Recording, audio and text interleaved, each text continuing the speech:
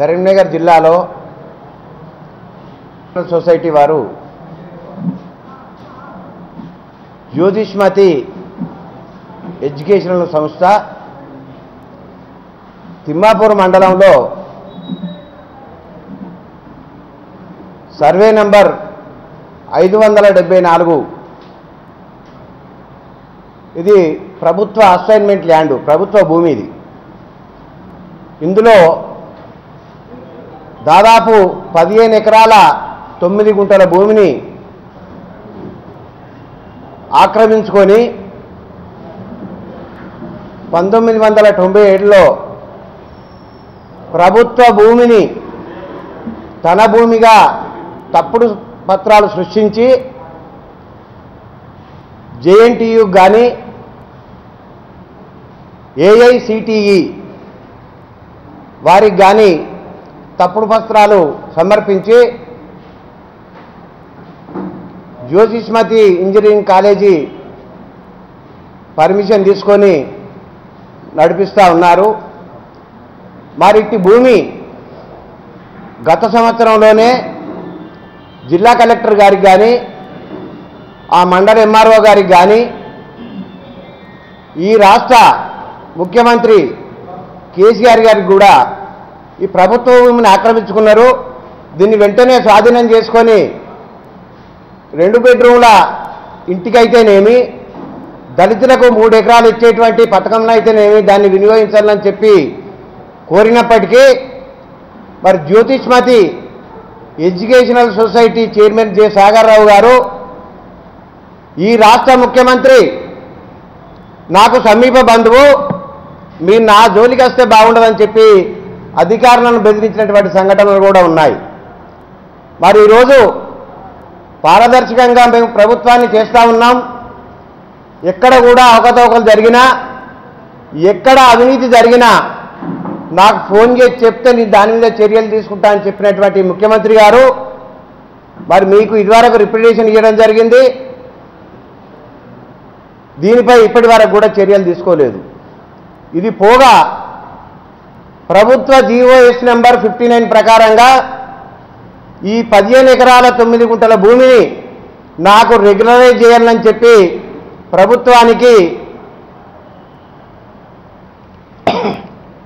19,35,500 DD number 5129 ద్వారా DD తీసి దీన్ని ఈ భూమిని నాకు రెగ్యులరైజ్ చేయాలని చెప్పి కూడా తను ఇప్పుడు పైరవ్ చేసుకోవడం జరుగుతూ ఉంది.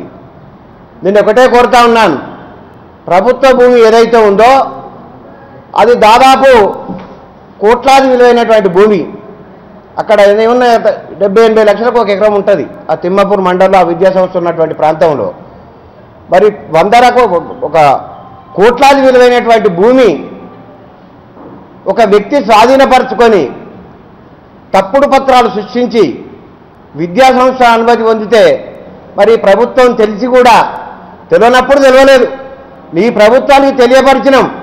ప్రభుత్వ భూమిని అక్రమంగా స్వాధీనం చేసుకొని అక్రమ కట్టడాలు కూడా కట్టి దాన్ని వినియోగిస్తూ ఉన్నాడు. ఇటువంటి తప్పుడు పత్రాలు సృష్టించి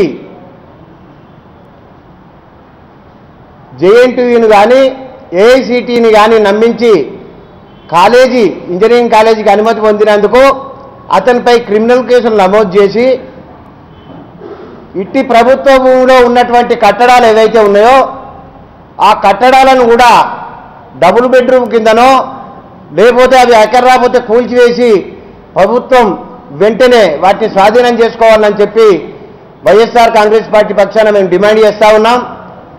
వారం రోజుల లోపల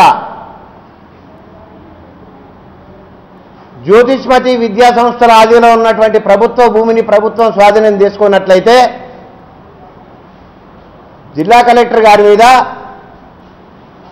ప్రభుత్వ ప్రధాన కార్యదర్శి చీఫ్ సెక్రటరీ మీద నేను హైకోర్టులో కూడా రిట్ వేయడానికి నేను సిద్ధంగా ఉన్నాను.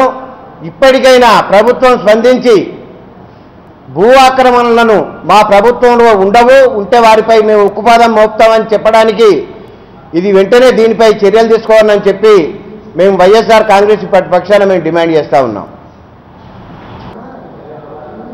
ఈ ప్రభుత్వంటి ఇన్ఫర్మేషన్ అధికారికంగా ఉన్నటువంటి ఇన్ఫర్మేషనే కాకుండా ఆ జ్యోతిష్మతి ఎడ్యుకేషన్ ఇన్స్టిట్యూషన్ ఏదైతే ఉన్నాయో అక్కడ 25 ఎకరాల భూమిని దాన్ని చూపించండి ఆయన జేఎన్టీకి. అందులో 15 ఎకరాల భూమి ప్రభుత్వ భూమి, ఇంకా 10 ఎకరాల భూమి కూడా ఎస్ఆర్ఎస్పీతో కలుపుకున్నట్టుగా నేను భావిస్తూ ఉన్నాను. బ్యాక్ సైడ్ మొత్తం ఎస్ఆర్ఎస్పీ ల్యాండ్ అది కూడా విచారణ చేయాలి వీళ్ళు. అసలు వాడు ఎంత ఆక్రమించుకున్నాడో ఆయన పట్టభూమి ఎంత ఉంది అందులో. 21/5/2016 రోజున కూడా కలెక్టర్ గారికి ఆర్డీఓ గారికి ఇవ్వడం జరిగింది వివరాలతో సహా. ఎంఆర్ఓ గారు ఇచ్చినటువంటి ఆర్టీఐ కింద ఇచ్చినటువంటి కాయిదాలు ఏవైతే ఉన్నాయో ఓకే అన్నిటిగా సంతకాలు పెట్టి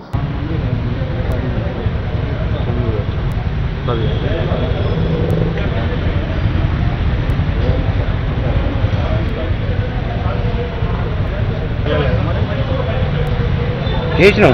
కలెక్టర్కి ఆర్డీఓ కలెక్టర్ కూడా ఇచ్చినాం. కలెక్టర్ కూడా కమిషనర్కే ఇవ్వాలి సమాచారాలు.